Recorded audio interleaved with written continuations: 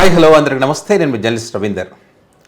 Title చూసిన తర్వాత చాలామందికి అనిపిస్తుంటుంది, ఏముంది పవన్ కళ్యాణ్ గారి సినిమా వైఎస్ఆర్ కాంగ్రెస్ పార్టీ కానీ జగన్ గారి ఫ్యాన్స్ ఎక్కడ టార్గెట్ చేయలేదు, కాంట్రవర్సీ ఏం కాలేదు కదా, ఎందుకని దీనిపైన వీడియో చేస్తున్నారని చెప్పి చాలామంది అనుకోవచ్చు.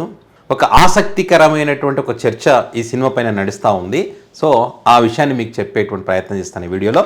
అయితే టాపిక్లోకి వెళ్ళడానికి ముందు నాదొక రిక్వెస్ట్, మన ఛానల్ ఎవరైనా సబ్స్క్రైబ్ చేసుకోకపోతే కనుక తప్పకుండా సబ్స్క్రైబ్ చేసుకోండి, నన్ను సపోర్ట్ చేయండి. ఎందుకంటే నా వీడియోలు రీచ్ కాకుండా ఆపే ప్రయత్నం గత నెల రోజులుగా జరుగుతూ ఉంది. దాన్ని సెట్ చేసుకోవడానికి 2 వారాల సమయం పట్టింది.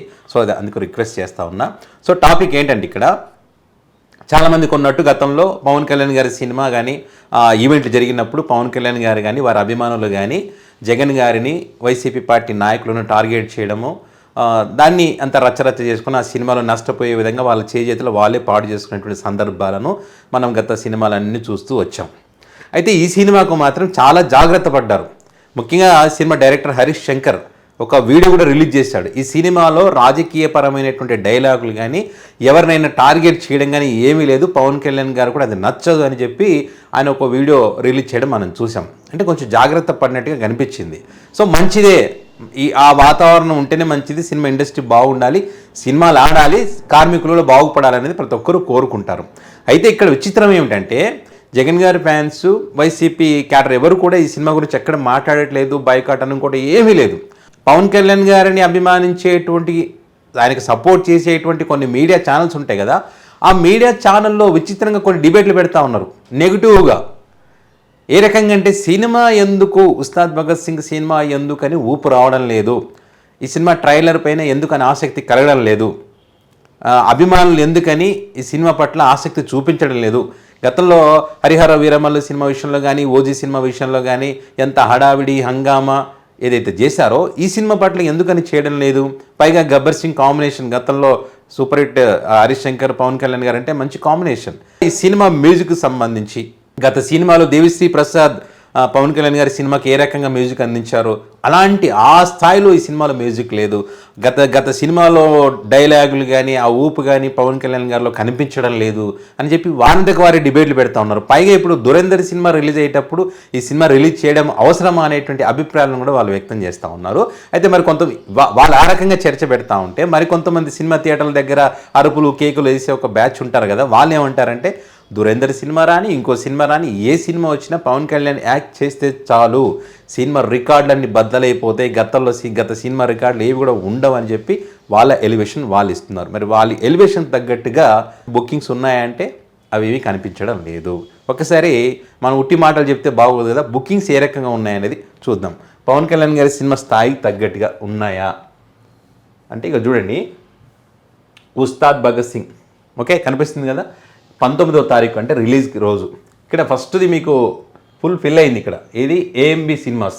అక్కడ ఏ సినిమా ఉన్నా కూడా ఆ సినిమా ఎక్స్పీరియన్స్, ఆ థియేటర్ ఎక్స్పీరియన్స్ కోసం చాలామంది పోతారనేది ఒక టాక్. ఓకే, ఇక మిగతా పరిస్థితి చూడండి. ఇక్కడ ఫాస్ట్ బిల్డింగ్ అవుతున్నాయి ఫస్ట్ డే, వాళ్ళ అభిమానులు ఉంటారు కాబట్టి. ఇది చూడండి, ఇదంతా గ్రీన్.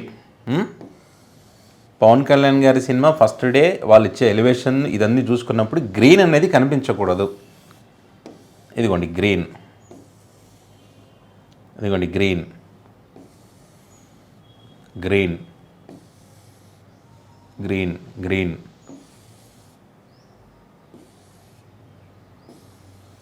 ఇదంతా గ్రీన్.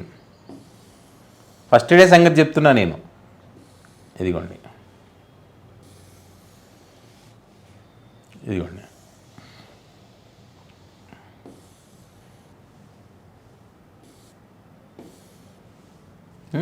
ఓకే, ఫస్ట్ డే పరిస్థితి ఇది. ఇక 19వ తారీఖు, నెక్స్ట్ 20వ తారీఖు రోజున చూస్తే కనుక సినిమా యొక్క పరిస్థితి ఏంటనేది ఒకసారి చూడండి.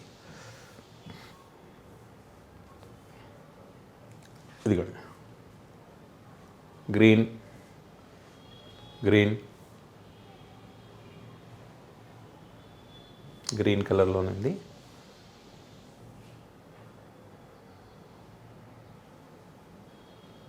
గ్రీన్లో ఉంది. ఇది బుకింగ్ యొక్క పరిస్థితి.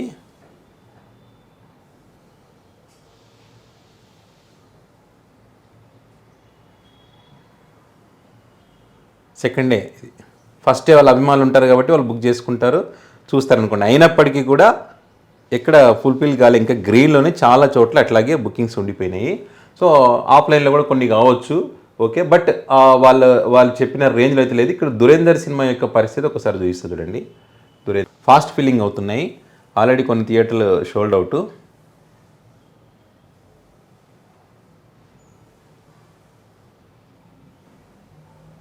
ఇదిగోండి,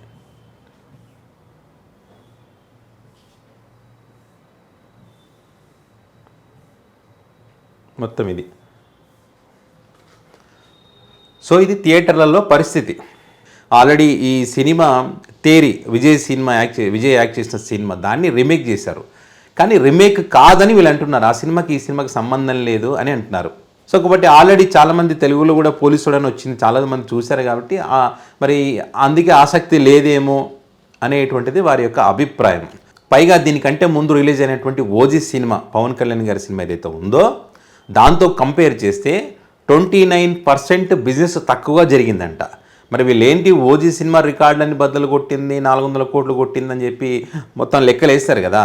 మరి ఆ సినిమా ఆ రేంజ్లో సక్సెస్ అయినప్పుడు ఆ హీరో యొక్క నెక్స్ట్ సినిమా బిజినెస్ ఇంకా ఎక్కువ పెరగాలి, కానీ ఇక 29% తగ్గిందంట. ఈ సినిమా ఖర్చు పెట్టింది 120 కోట్లు అని చెప్పి కొన్ని ఛానల్స్లో చెప్తా ఉన్నారు. లేదు 150 కోట్లు ఖర్చు పెట్టారని కొన్ని ఛానల్స్లో చెప్తున్నారు. మన యావరేజ్గా 135 కోట్లు అనుకోండి. ఇక్కడ దీంట్లో 50% పవన్ కళ్యాణ్ గారికే రెమ్యునరేషన్ పోయింది, మిగతా ఆర్టిస్టులు ఇతర ఖర్చులు ఉంటాయి కదా వాటికి. సో ఈ లెక్కన ట్రేడ్ పండితులు ఏం చెప్తా ఉన్నారంటే సుమారుగా అన్ని జిఎస్టీలు ఇంకా ఖర్చులు ఆ ఖర్చులు అన్నీ కలుపుకుంటే 250 కోట్లకు పైగా గ్రాస్ వసూలు చేస్తే బ్రేక్ ఈవెన్ అవడానికి అవకాశం ఉంటుంది, డిస్ట్రిబ్యూటర్లు సేఫ్ అవుతారనేటువంటిది చెప్తా ఉన్నారు.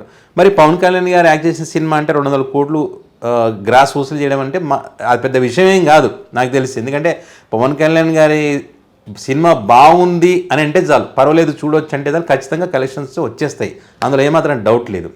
కానీ ఆ స్థాయిలో లేదన్నదే వారి అభిమానులు చెప్తున్నమాట.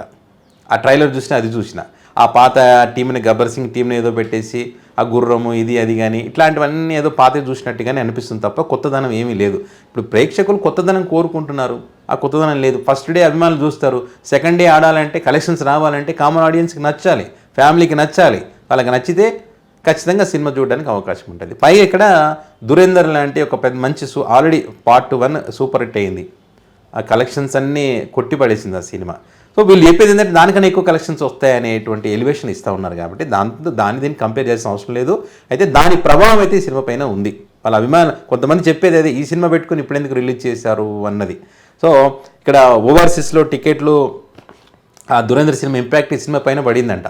అక్కడ దానికేమో భారీగా టికెట్లు కట్ అవుతుంటే మరి ఉస్తాద్ భగత్ సింగ్ సినిమాకేమో టికెట్లు ఆ రేంజ్లో కట్ అవ్వడం లేదు, పాజిటివ్ టాక్ అనేది కనిపించడం లేదు ఓవర్సీస్లో కూడా. సో ఫస్ట్ డే ఈ దురేందర్ సినిమా 100 కోట్లు ఈ అడ్వాన్స్ బుకింగ్స్ వాటి ద్వారా వస్తే ఇక్కడ సినిమాకేమో 30 నుంచి 35 కోట్లు వచ్చేటువంటి అవకాశం ఉంది ఫస్ట్ డే అనేటువంటి ఒక టాక్ అయితే ఉంది. సో సినిమా ఏ స్థాయిలో కలెక్షన్లు వసూలు చేసే అవకాశం ఉందనేది చూద్దాం. మరి ఈ అంశానికి సంబంధించి మీ అభిప్రాయాన్ని కామెంట్ రూపంలో పెట్టగలరు. Thank you.